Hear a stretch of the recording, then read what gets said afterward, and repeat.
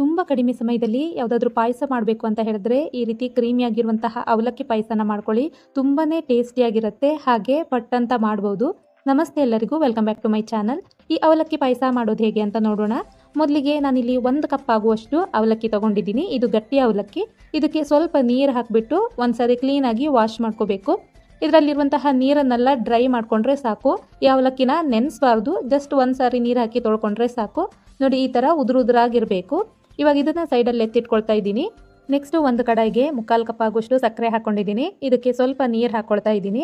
ಇದನ್ನು ಇವಾಗ ಮಿಕ್ಸ್ ಮಾಡ್ಕೊಳ್ತಾ ನಾವು ಕುದಿಸ್ಕೋಬೇಕು.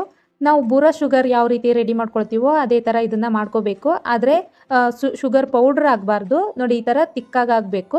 ಇವಾಗ ನಾನು ಇದಕ್ಕೆ ಅರ್ಧ ಲೀಟರ್ ಆಗುವಷ್ಟು ಹಾಲು ಹಾಕ್ಕೊಳ್ತಾ ಇದ್ದೀನಿ. ಅರ್ಧ ಕಪ್ ಅಲ್ಲ, ಅರ್ಧ ಲೀಟರ್ ಹಾಲು. ಈ ರೀತಿ ಸಕ್ಕರೆನ ತಿಕ್ಕಾಗಿ ಪಾಕ ಮಾಡ್ಕೊಳ್ಳೋದಲ್ದೇನೆ ನಾವು ಕ್ಯಾರಮಲ್ ಮಾಡಿಕೊಂಡು ಸಹ ಈ ಪಾಯಸನ ರೆಡಿ ಮಾಡ್ಬೋದು. ಎರಡೂ ಕೂಡ ಡಿಫ್ರೆಂಟ್ ಟೇಸ್ಟ್ ಕೊಡುತ್ತೆ. ಇವಾಗ ಇದಕ್ಕೆ ಸ್ವಲ್ಪ ಕೇಸರಿ ದಳಗಳನ್ನು ಹಾಕೊಂಡು ಸಕ್ಕರೆ ಎಲ್ಲ ಕರಗೋ ತನಕ ಮಿಕ್ಸ್ ಮಾಡ್ಕೊಂಡಿದ್ದೀನಿ. ಹಾಗೆ ಹಾಲನ್ನು ಚೆನ್ನಾಗಿ ಕುದಿಸ್ಕೊಂಡಿದ್ದೀನಿ.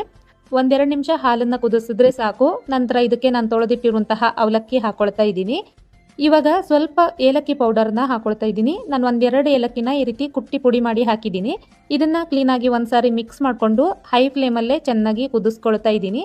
ಅವಲಕ್ಕಿ ಎಲ್ಲ ಕಂಪ್ಲೀಟಾಗಿ ಬೇಯಬೇಕು, ಅಲ್ಲಿ ತನಕ ಈ ರೀತಿ ಕೈ ಆಡಿಸ್ತಾ ಕುದಿಸ್ಕೊಳ್ಳಿ. ನಂತರ ಇದಕ್ಕೆ ನಾನು 1 ಟೇಬಲ್ ಸ್ಪೂನ್ ಆಗುವಷ್ಟು ಕಸ್ಟರ್ಡ್ ಪೌಡರ್ನ ಹಾಲಲ್ಲಿ ಮಿಕ್ಸ್ ಮಾಡಿ ಹಾಕೊಂಡಿದ್ದೀನಿ. ಈ ರೀತಿ ಕಸ್ಟರ್ಡ್ ಪೌಡರ್ ಯೂಸ್ ಮಾಡೋದ್ರಿಂದ ಪಾಯಸ ಬೇಗ ತಿಕ್ಕಾಗುತ್ತೆ, ಹಾಗೆ ನಮಗೆ ಪಾಯಸ ಜಾಸ್ತಿ ಕ್ವಾಂಟಿಟಿನಲ್ಲಿ ಸಿಗುತ್ತೆ. ನೋಡಿ, ಅವಲಕ್ಕಿ ಎಲ್ಲ ಕ್ಲೀನಾಗಿ ಬೆಂದಿದೆ. ಇವಾಗ ಅವಲಕ್ಕಿ ಪಾಯಸ ರೆಡಿ ಆಗಿದೆ. ನಾನು ಗ್ಯಾಸ್ನ ಆಫ್ ಮಾಡಿದ್ದೀನಿ. ನೆಕ್ಸ್ಟ್ ನಾನು ಇದಕ್ಕೆ ತುಪ್ಪದಲ್ಲಿ ಡ್ರೈ ಫ್ರೂಟ್ಸ್ನೆಲ್ಲ ಫ್ರೈ ಮಾಡಿ ಹಾಕಿದ್ದೀನಿ.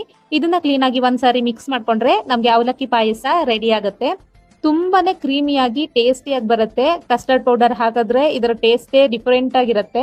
ತುಂಬಾನೇ ಚೆನ್ನಾಗಿರುತ್ತೆ. ನಾವು ದೇವರಿಗೆಲ್ಲ ನೈವೇದ್ಯ ಮಾಡಬೇಕು ಅಂತ ಹೇಳಿದ್ರೆ ಇದನ್ನ ಕ್ವಿಕ್ ಆಗಿ 5 ಅಥವಾ 10 ನಿಮಿಷದೊಳಗಡೆನೆ ಮಾಡ್ಕೋಬಹುದು. ಖಂಡಿತವಾಗ್ಲೂ ಇದನ್ನ ಒಂದ್ಸಾರಿ ಟ್ರೈ ಮಾಡಿ. ವಿಡಿಯೋ ಇಷ್ಟ ಆದ್ರೆ ಲೈಕ್ ಮಾಡಿ. Thanks for watching.